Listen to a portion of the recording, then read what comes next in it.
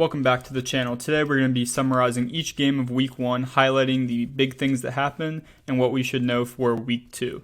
Let's start with the Thursday night football game, Lions versus the Chiefs. The big highlight of this game was the absence of Chris Jones and Travis Kelce from this Chiefs team, specifically Chris Jones sitting in a suite in Arrowhead Stadium.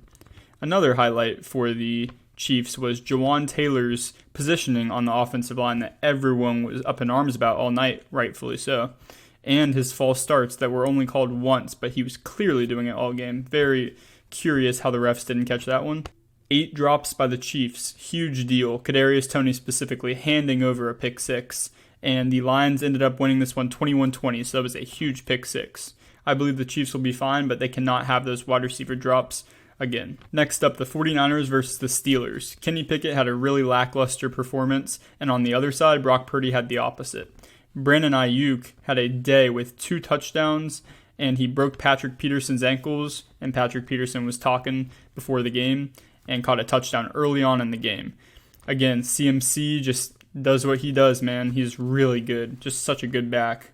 Drake Jackson for the 49ers, 3 sacks, and Fred Warner was lighting up the running lanes. He's really good. Linebacker 1 in the league, by the way. On the Steelers side, the only positive I can really say is TJ Watt had another masterclass, 3 sacks, 2 forced fumbles, recovered 1 of them, and 10 tackles. So great day from TJ Watt, but not much for the Steelers there. On to the Falcons and Panthers. Bryce Young had 2 picks, both to Jesse Bates, who was just acquired this offseason from the Cincinnati Bengals, made an immediate impact. Bijan had a highlight first touchdown where he hit a crazy juke move and scrambled into the end zone. Tyler Algier is still very relevant. Don't let anyone tell you he's not. He rushed for over 1,000 yards last year, and he's here again this year. 2 touchdowns in Week 1. He is still here. BYU legend.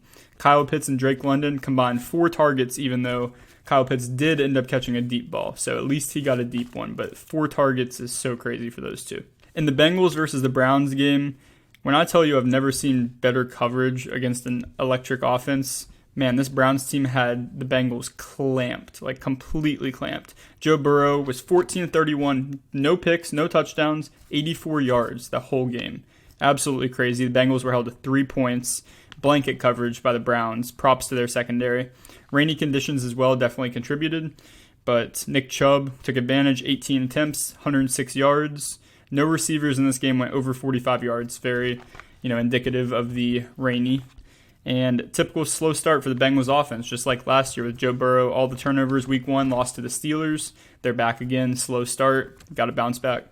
In the Jaguars versus Colts, Trevor Lawrence and Calvin Ridley got connected early, and man, is it a connection. Calvin Ridley's really special, and I think he's going to be awesome for this Jaguars team.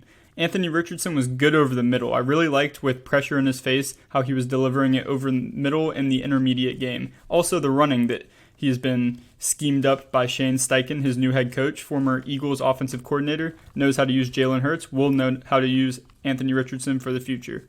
Anthony Richardson did have a really bad late game pick, just didn't see the cover 3 man floating back through a real rough pick there.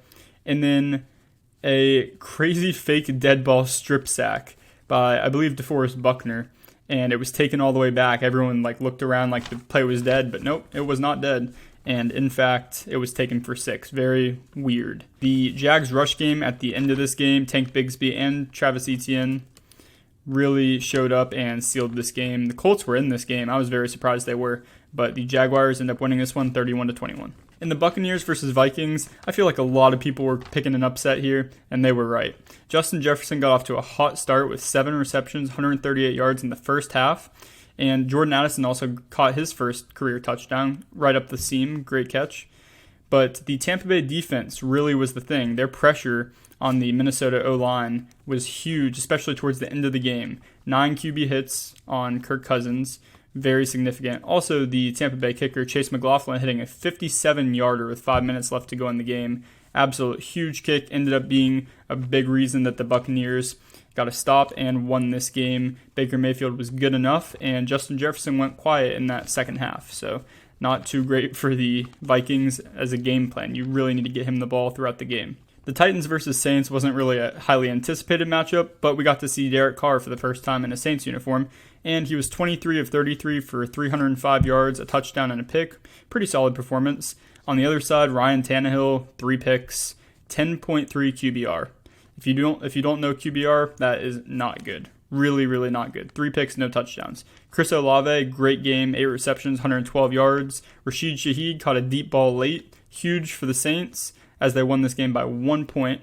Arden Key on the edge, just acquired from the Jaguars, now on the Titans. Dominated Trevor Penning, really dominated him. Had 1.5 sacks, 1 TFL, and 1 pass deflection, was just all over him all game. And Titans didn't score a touchdown, all 15 points. The score was 16-15 Saints, and the Titans got all of their points from a field goal. The Cardinals-Commanders was probably the least sought-out game of this slate, but there was reasoning. 5 total fumbles, careless football, that will do it to you. Defensive battle, though, those are always kind of interesting, especially with that D-line of the Commanders, even though the Cardinals' D-line had a better day, surprisingly. Sam Howell disappointed a little bit. We were expecting a lot, especially against a weak Cardinals team, and he didn't really deliver, but again, there is much time to learn, and he has the keys to this offense for the, near future at least. Brian Robinson had a reception touchdown, pretty good play, snuck out there, got into the end zone, and Arizona's only touchdown was a defensive touchdown. As I, alluded to the fumbles, there you go. Fumble for a touchdown was Arizona's only touchdown in this game, and the Commanders won this one. In the Texans versus the Ravens, we got to see C.J. Stroud debut, 28 of 44 for 242 yards, 0 touchdowns, 0 picks. Kept the ball clean, other than, I guess, a fumble, so didn't keep the ball clean. But for the most part, J.K. Dobbins, torn Achilles, out for the year. Man, I don't even, that just is so rough to hear. I will be praying for him. That is just so brutal. He does not deserve that, man. Zay Flowers, 9 receptions, 78 yards. Justice Hill came in, filled in for J.K. Dobbins, had 2 goal line touchdowns. Nico Collins, who I think could be really good this year, 6 receptions, 80 yards, off to a pretty good start. So the Ravens ended up taking that one pretty handily. The Packers and the Bears game, Jordan Love looked pretty good, protected the football, 3 touchdowns, 0 picks, really like that. But the big story here was the Packers D-line versus the Bears O-line, and the Packers D-line absolutely dominated. Justin Fields was under a ton of pressure, and because of that pressure, he made a really rough interception, and I believe that was to Quay Walker, the linebacker. Pretty rough read, but again, he was under tremendous pressure all game. Aaron Jones was the leading receiver for the Packers with 2 receptions, 86 yards, 1 touchdown, 1 huge play. Chase Claypool is the story off to the side, kind of on Twitter more, noticeably lazy and getting called out by analysts for half doing blocks and not running routes fully. So that will be interesting to monitor if they're going to hold on to him or what kind of locker room situation that will be. The Packers took this one 38-20. The Raiders and the Broncos faced off in a divisional game, Week 1, AFC West battle. Jacoby Myers had a game. I think a lot of people slept on him coming over from the Patriots, where he was probably their wide receiver 1 pretty clearly, and he showed by having 2 touchdowns. Late in the game, he did get knocked out with a concussion, and I hope he is going to be okay for next week. But prior to that, man, he had a great game, and it looks like Jimmy Garoppolo really likes throwing to him. Jimmy G, speaking of, 20 of 26 in his first game as a Raider, 200 yards on the dot, 2 touchdowns, 1 pick, and I think that's pretty expectant from Jimmy G. It's kind of like protecting the ball. It's what he does, game manager. Russell Wilson, on the other side of the ball, 27 of 34 for only 177 yards, 2 touchdowns, 0 picks. So not as many yards as you would think for 27 completions, but had a pretty good percentage. Samaje Perine was the leading receiver for Denver, and we know their room is kind of thin because of the whole KJ Hamler and Tim Patrick situation. This game, there was not much pressure going on to the quarterback. 2 combined sacks by both teams. This whole game, there were only 2 sacks. And the Raiders squeaked this one out to give them a 1-0 start, and the Broncos fell to 0-1. A game I thought could be a lot closer than expected was Eagles versus Patriots, and I really liked how the new Bill O'Brien offense looks with Mac Jones in it. He looked much more comfortable throwing over the middle, had a clean pocket surprisingly with 3 offensive line starters out. But he was 35 of 54, so a lot of incompletions there. 316 yards, ton for Mac Jones. 3 touchdowns and 1 pick. He looked a lot more like his rookie self that made a Pro Bowl rookie year than he did his self last year that got benched for Bailey Zappi. Kendrick Bourne was the clear wide receiver 1 in this game, 2 touchdowns. And the Eagles got fortunate early on in the game to go up 16-0 by having a pick 6 deflected. Darius Slay picked it, took it to the house. I thought this was going to be a blowout after that, but it turned out not being, and the Patriots fought back in this game. The Eagles kind of had a good game script. They didn't really show out that much. Jalen Hurts only had 22 of 33 completions, 170 yards, and 1 touchdown. Nothing spectacular at all, but this game script, once they got up early, kind of ran away with it. A.J. Brown, 7 receptions, 79 yards. Great game there. And the Eagles held on to this one 25-20. The Dolphins and the Chargers was game of the week 100%. Offensive battle, showdown. Tua Tagovailoa, silencing haters, 28 of 45, 466 yards, 3 touchdowns, 1 pick. Tyreek Hill, insane game, 11 receptions, 215 yards, 2 touchdowns. Austin Eckler also, 16 carries, 117 yards, 1 touchdown. There was a lot of pivotal moments, and one of them was J.C. Jackson making an interception, Tua's only interception of the day, in the end zone and deciding to take it out before they would then turn it over and put the Dolphins in great position. If he would have just kneeled it, that's a big mistake you make. That's a coaching discipline thing. The Chargers had 3 rushing touchdowns, all by 3 different people, so that was also a very fun one. Keenan Allen, 6 receptions, 76 yards, and this truly was an offensive shootout that the Dolphins came out on top of. Great game. The Rams-Seahawks matchup seemed like a game that the Seahawks would have control of after being in the playoffs last year, especially with the Rams not having Cooper Kupp for week 1 through 4 minimum. And Puka Nacua and Tutu Atwell each went for 119 yards, stepping in. Puka Nacua is a rookie out of BYU, and Tutu Atwell is out of Louisville. I think he's 3 years in the league, but what we saw is Matthew Stafford with a great game. 24 of 38, 334 yards. Great game out of him. His elbow looks great. He was zipping that thing. A lot of tight window throws over the middle. Really impressed, and I was honestly doubting Stafford, so encouraged for him too. Kyron Williams was the lead back over Cam Akers for the Rams. Big fantasy thing if you're a fantasy guy. 2 touchdowns for him.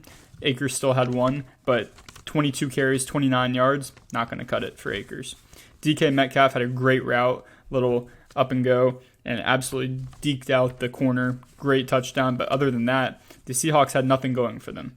Time of possession, they were absolutely dominated. The Seahawks just couldn't get anything going this game and lost 30-13 to the Rams. Pretty bad loss. The Giants-Cowboys Sunday night game was definitely one. 40-0. Giants blown out, 5 fumbles. 5 of them put on the ground. Tony Pollard had a great day for the Cowboys. 14 carries, 70 yards, 2 touchdowns. Daniel Jones, on the other hand, not a great day. 15 of 28, 104 yards passing is it.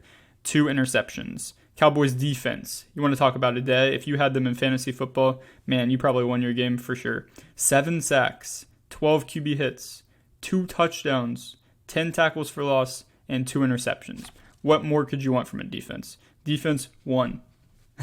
Defense won, in my opinion. Bills versus Jets Monday Night Football. We saw Aaron Rodgers go down 4 snaps in. His career with the Jets so far is 4 snaps before he tore his Achilles. It's official. He's out for the season, and we don't know what his career is going to look like from now on. So unfortunate. This game went from being super uninteresting to super interesting really fast as Josh Allen turned over the ball 4 times, 3 picks and 1 fumble in a crucial spot. All of the picks were so questionable, throwing into double coverage and just chucking it up with no plan. We know he likes to play the hero ball, but man, he was so undisciplined last night. Very surprised from him. Breece Hall, on the other hand, was awesome. Coming off the ACL, 10 carries, 127 yards. Absolute great run. I believe they were on like the 5-yard line. He took it all the way down towards their 20. Great run there by Breece. Stephon Diggs, great night. Sauce Gardner, on the other hand, got torched. Really torched. I believe he gave up 128 passer rating. Stephon Diggs, 10 receptions, 102 yards, 1 touchdown. Great game for him. Garrett Wilson, what a circus catch in the end zone at the end by Zach Wilson. Zach Wilson comes in. It's not looking too good. He throws up a little kind of fade, but not a fade. And Garrett Wilson one-hand tips it, lands, catches it. Absolutely electric. New York was going crazy. And then it goes to OT. And in OT, the Bills quickly give the ball up. They go to punt it. Xavier Gipson, if you watched Hard Knocks, you know Xavier Gipson was on the edge. Is he going to make the team? Is he going to be cut? House call. He takes it to the crib. 66 yards, 4 game in New York. Aaron Rodgers out for the year. We're already pretty sure at that point that he's gone. Xavier Gipson returns it. takes it to the crib, and man, electric. And especially if you know Hard Knocks, man, because he was so pumped to make that team. So electric. So pumped for him. The Jets win that game. Their future is unclear, but they are 1-0. Thank you so much for watching. I will be back next week for the Week 2 recap.